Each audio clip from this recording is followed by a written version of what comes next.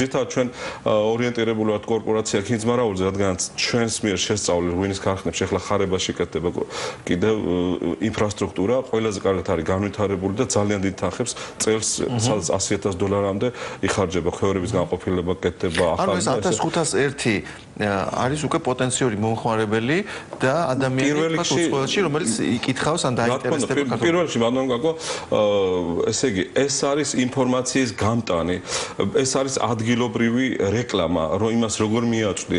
რას მე ჩვენ არ ვიფარგლებით იმ ქარხნების დახასიათებით, სადაც ტურისტი მიყვავს, არამედ ჩვენ მანამდე უტარებთ რაღაც ლექციას, პრეზენტაციას, რომ ეს არის ღვინის და ვაზის სამშობლო, რომ 500-ზე მეტი აბორიგენი ჯიში არის, რომ ამ წუთში ყაზბეგში წყლის ბატონი ორამ ღუდუშაურთან შეიძლება ორძნის ნახვა. ყველგანი მოდის. სომხეთზე რაც შეეხება, ალბათ მაინც საჭიროა ასოციაციებს შორის, ან წარმოებლებს შორის რაღაც კოორდინაცია ან შეხვედრები ან კონსულტაციები დაიწყოს, იმიტომ რომ ტურისტი, რომელიც შემდეგ ამ ტურების მერე აღმოჩნდება სომხეთში და მიიღებს სხვა ინფორმაციას, იქ აღმოჩნდება, რაც გაურებული მინიმუმ თუ არა, თქვათ ითქვით, რომ აბსოლუტურად მართალი ბრძანდებით. საერთოდ ჩვენი რეგიონი პატარა არის და განსაკუთრებით ტრანსკავკასიური ტურები რო არის ესე განაწილებული 10 დღე არიან საქართველოში, მერე 5 დღე აზერბაიჯანი, 5 დღე სომხეთი. და აქ რასაც ვეუბნებით, იქ საწინააღმდეგო ეუბნებიან და გარკვეულად იბნევა ტურისტი და წესით ეს კლასტერი უნდა განვითარდეს კავკასიის მეღვინეობის ტურიზმის, ღვინის ტურიზმის კლასტერი, მაგრამ იმათ ცოტა სხვა ძირები აქვს, სხვანაირი იდეოლოგია აქვს. მე სომხური ხარე მაქვს ხედულობაში და რატომღაც მაინდამაინც საქართველოს ეჯიბრებიან და ამაში მოხდა, პარადოქსია, მაგრამ მოხდა ჩვენი მეღვინეობა და კოორდინაციის საჭიროების თემაზე ტურიზმის ნაწილში დღეს მადრიდში აქვს ქართულ დელეგაციას გამოფენაზე საუბარი, ამას მოგვიანებით შევხვდებით. ახლა კი შეგვიძლია სომეხ მეღვინეთა ასოციაციის პრეზიდენტს ავაგ ჰარუთუნიანსაც მოусმინოთ სომხური ღვინის ინდუსტრიის გეგმებსა და შედეგებზე მასთან ჩვენ სატელეფონო ინტერვიუ ჩავწერეთ. სომხურ ღვინოს არ შეეძლო შეევსო ის ნიშა, რომელიც ქართულ ღვინოს რუსულ ბაზარზე ეკავა. პირველი მცირე მოცულობის გამო და მეორე ხელის შემშლელი მიზეზი კი არის იმიჯი. ქართულ ღვინოს რუსული ბაზარი იღებდა როგორც ხარისხიან ღვინოს. სომხურს კი მხოლოდ კონიაკს იცნობდნენ, ასე რომ სომხეთს ძალიანაც რომ მოენდომებინა, ქართული ღვინის ადგილს ვერ დაიკავებდა. მოსკოვის მიერ ემბარგოს გამოცხადებამდე რუსეთში 1,000,000 ბოთლამდე სომხური ღვინო შედიოდა. ახლა კი ეს ექსპორტი დაახლოებით 1,5-1,800,000 ბოთლია. ასე რომ ქართული ღვინის აკრძალვასა და სომხური ღვინის ექსპორტ შორის კავშირი თითქმის არ არსებობს. სომხური ღვინო საფერავის, რქაწითელის, კახეთის დასახელებით შედის თუ არა ამ დროისათვის რუსეთის ბაზარზე? ასეთი დასახელებები სომხურ ღვინოს რა თქმა უნდა აქვს. ჩვენთან ღვინოს ბევრი სხვადასხვა ჯიშის ყურძნისგან ამზადებენ, მათ შორის არის საფერავი და რქაწითელიც, ისევე როგორც კაბერნე, შარდონი და სხვა. ეტიკეტზე დაწერილი ეს სახელები აჩვენებს არა სავაჭრო ნიშანს, არამედ მიუთითებს ყურძნის იმ ჯიშებზე, რომლისგანაც ღვინო არის დამზადებული. ეს არ არის ბრენდის სახელი. სომხეთში არ არის ასეთი ბრენდები. რაც შეეხება სომხეთის ტერიტორიაზე აღმოჩენილ ღვინის უძველეს მარანს, ლაბორატორიული ანალიზის შედეგები თუ გაქვთ, რა ჩვენა კვლევა? კვლევა ამერიკის რამდენიმე უნივერსიტეტში ჩატარდა. კვლევის შედეგებმა საბოლოოდ აჩვენა, რომ გამოწვეული ყურძნის ნარჩენი დაახლოებით 6000 წლისაა და ანალიზი ცალსახად ადასტურებს, რომ ღვინოს აქ ნამდვილად აწარმოებდნენ და ინახავდნენ. მაგრამ სპეციალისტები დაზუსტებით ჯერჯერობით ვერ ამბობენ ღვინოს კომერციული სამეურნეო დანიშნულებით აწარმოებდნენ თუ მისი ჩამოსხმა სარიტუალო ცერემონიებისთვის ხდებოდა, რადგან იქვე ადამიანის ნეშტის ნაწილებიც აღმოჩნდა. ეს აღმოჩენა 1000 წლით ძველია ეგვიპტურ ნაშთებზე, რომელიც აქამდე უძველესად ითვლებოდა. საინტერესოა ისიც, რომ დღემდე აღმოჩენილი იყო მხოლოდ ყურძნის წიბწები, მათ შორის საქართველოშიც. სომხეთში კი აღმოჩნდა მთელი საწარმოო კომპლექსი, რომელიც ღვინის მეურნეობისთვის იყო განკუთვნილი. რეკლამის შემდეგ ვინ დაუშლის, ან შეუძლია კი დაუშალოს სომეხ მეწარმეს, ჩამოასხა საფერავი და ამოავლოს ჩურჩხელა და დამზადებულია სომხეთში წარწერით, გაყიდოს გლობალურ ბაზრებზე. შესაძლებელია თუ არა ქართული ტრადიციული პროდუქტების დაპატენტება და მითვისებისგან დაცვა. დაგველოდეთ.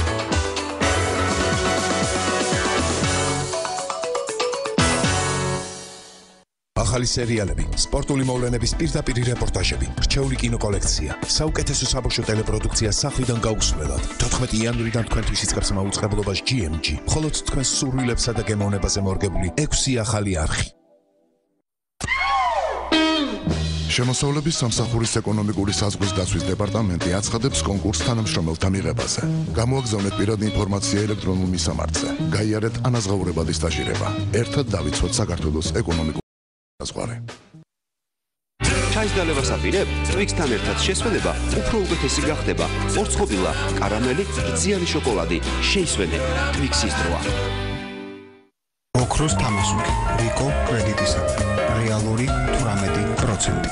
18. რიკო კრედიტი.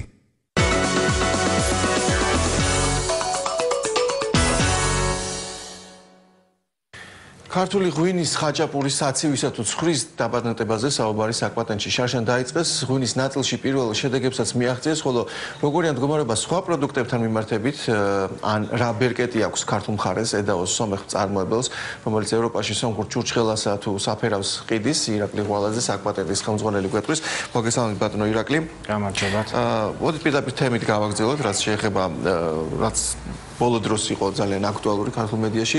ეს არის სომხური წარწერებითა და წარმოების ღვინოსა და ჩურჩხელის თუ სხვა ქართული ტრადიციული პროდუქტების რეალიზაცია ევროპულ ბაზრებზე. არის თუ არა რამე ბერკეტი იმისა, რომ თქვათ ეს აღიკვეთოს, ან უნდა აღიკვეთოს თუ არა, არის თუ არა ეს უკანონო? მოგახსენებთ, პირველ რიგში მე მინდა კიდევ ერთხელ გავიმეორო, რომ ჩვენ ამ კონკრეტულ ყველა ფაქტს ვსწავლობთ დეტალურად. იმის გათვალისწინებით, რომ აქ სხვადასხვა დასახელებებზე იყო საუბარი, შესაბამისად ეს არის ინტელექტუალური საკუთრების სხვადასხვა ობიექტები. ერთ შემთხვევაშია საუბარი თქვა ადგილწარმოშობის დასახელებაზე, იქ როდესაც არის საუბარი ბორჯომზე, მეორე შემთხვევაში საუბარია ყურძნის ჯიშზე, არის ასევე საუბარი თქვა უკვე დაცულ ბრენდებზე, შესაბამისად სხვადასხვანაირი რეაგირება უნდა მოხდეს და სხვადასხვა დაცვის მექანიზმები არსებობს. პირველ რიგში, რა თქმა უნდა, თქვენ მართალია როდესაც ჩვენ მქონდა ინფორმაცია, რომ ევროპაში მოხდა უკვე დაპატენტება თუ დარეგისტრირება ქართული ღვინოების სულ ცოტა ხნის წინ იყო ამის შესახებ. ეს არ მოიცავს იმას, რომ თქვათ არა ქართულმა მწარმოებელმა ჩამოასხას გნებად საბერავი, გნებად წინანდალი. არა.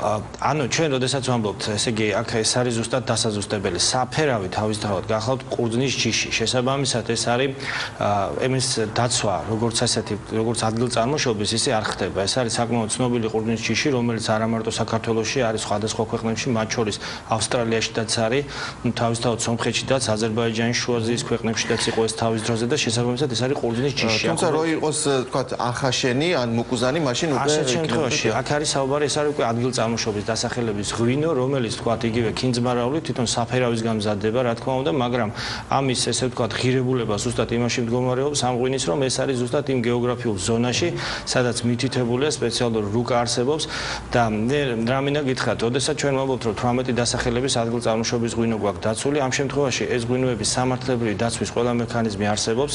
არის ესეთი ლისაბონის შეთანხმება, რომელიც იცავს ადგილწარმოშობის დასახელებებს, გარდა ამისა ევროკავშირთან ჩვენ ცალკე შეთანხმებას ხელი მოაწერა საქართველომ, რომელიც ძალაში შევა უკვე ზაფხულის თვიდან. შესაბამისად ამ წუთშიც გაგვაჩნია ჩვენ კიდევ ერთხელ ვიმეორებ მექანიზმები, რომ თუ ესეთი კონკრეტული ფაქტი ადგილწარმოშობის დასახელების გაყალბების ხდება კონკრეტულად თქვა საფრანგეთში, ამის ყველა რეაგირება. თუმცა ეს რა თქმა უნდა არ ეხება ჩურჩხელას, ხაჭაპურს თუ საცივს, არა?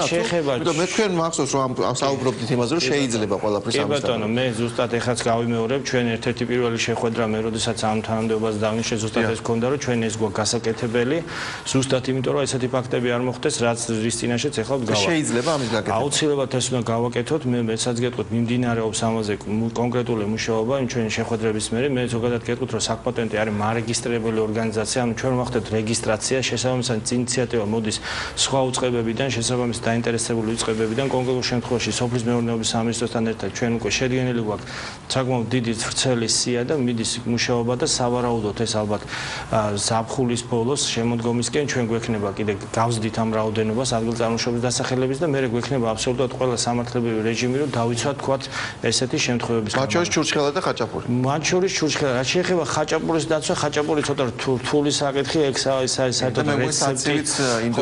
ესენი ახლა იქ როგორ არის, ეს რეცეპტებია უკვე ეს არ არის მიბმული კონკრეტულ ადგილწარმოშობასთან, მაგრამ იქ შეიძლება რაღაც ხო გეუბნებით, ნუ იტალიელები მაგალითად ამბობენ, რომ პიცას იცავენ, თუმცა კონკრეტულად როგორ იცავენ, ეს უკვე ცალკე საკითხია. შესაბამისად, სამართლებრივი მექანიზმი შეიძლება მოვიფიქროთ, მაგრამ სანამ თუმცა ყოველ შემთხვევაში შესაძლებელია მის მიღწევა, რომ ყველა მიცოდეს, რომ ჩურჩხელა არის ქართული პროდუქტი. რა თქმა უნდა, ეს აუცილებელია პირველ რიგში. დიდი მადლობა გისურვებთ წარმატებას.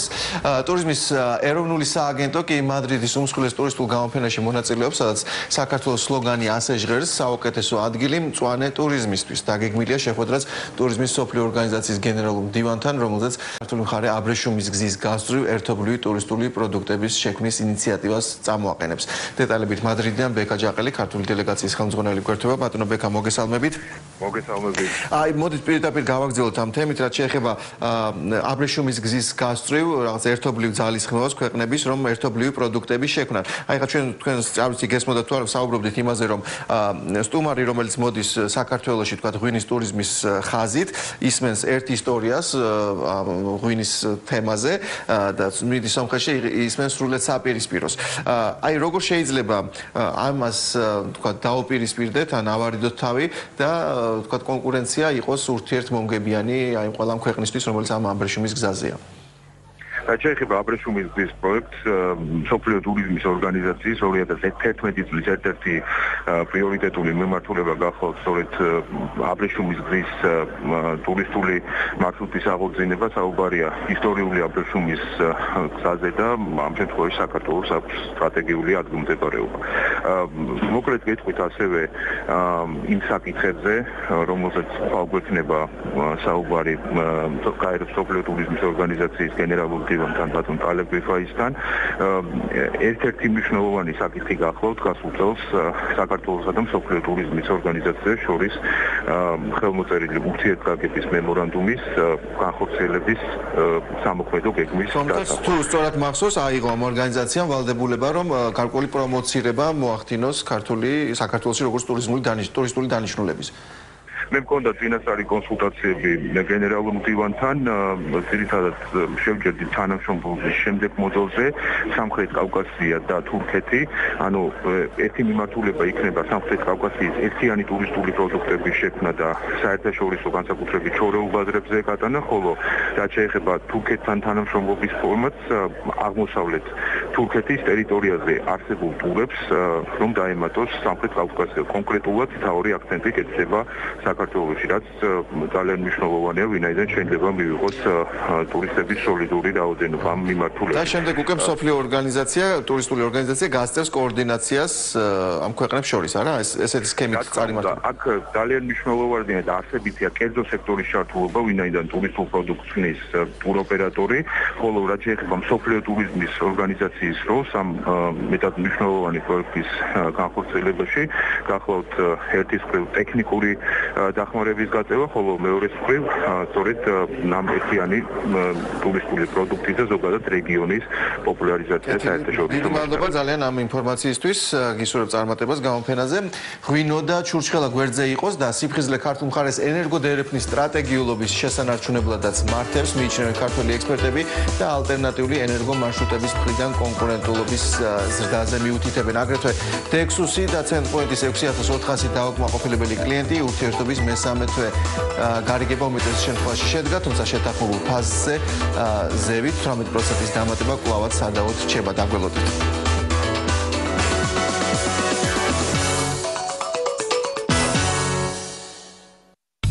21 იანვარს ხოლო GMG ფეხბურთზე ჰამბურგი აინტრახტი არ გამოდოლოთ. GMG სანახაობას გვირდებათ.